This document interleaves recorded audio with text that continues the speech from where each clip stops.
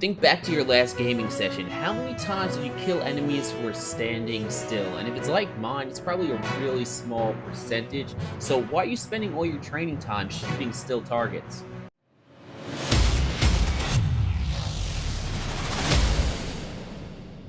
Angels, what is going on? The Champ Strider here. And today's video, it's all about transitioning more of our training towards moving click timing.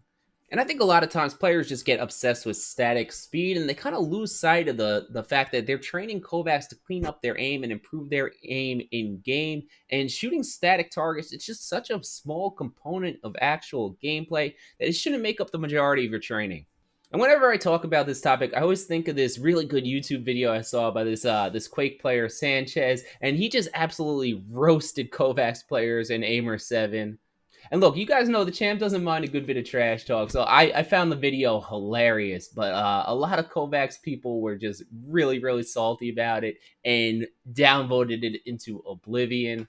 And I think part of the reason people got so salty about the video was he actually spit some pretty hard truths in there amongst all the trash talk. And as a kovaaks guy, I'm with Sanchez. Spending hundreds of hours shooting really big targets that don't move is not going to make you a better aimer in game. So link in the description for anyone who's interested in seeing the Sanchez kovaaks roasting. Now, before we get into my moving click timing playlist, I just want to point out two things. There are two basic ways to shoot moving targets, and both are situational. The first is to move in front of their path and wait for them to cross it. This is great if the target doesn't see you and it's moving on a set path, but if they do see you, it's very slow. The other way is to try to just snap right on the target and fire, and this is much faster but can feel less accurate, and a lot of players are a bit hesitant to shoot that quickly. And this is the method we want to be training as much as possible in our kovaaks training. All right, so on to our click playlist. I ordered these drills very specifically, and it has a real nice flow, so I recommend doing these drills 3 to 5 times each, depending on how much time you have to train. So we're going to start out on fireworks, flick small, and I like this drill a lot for practicing that snap right on moving targets. And this drill promotes improving our speed since the targets will disappear if you don't shoot them fast enough. And it's a nice way to start since the target path is very predictable.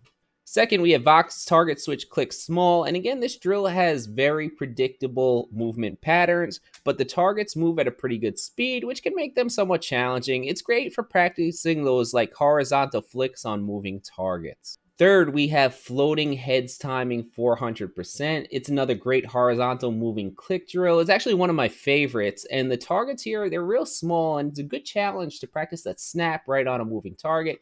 And to me, this is kind of like the click time version of one wall, 6 targets small. It's just a great drill.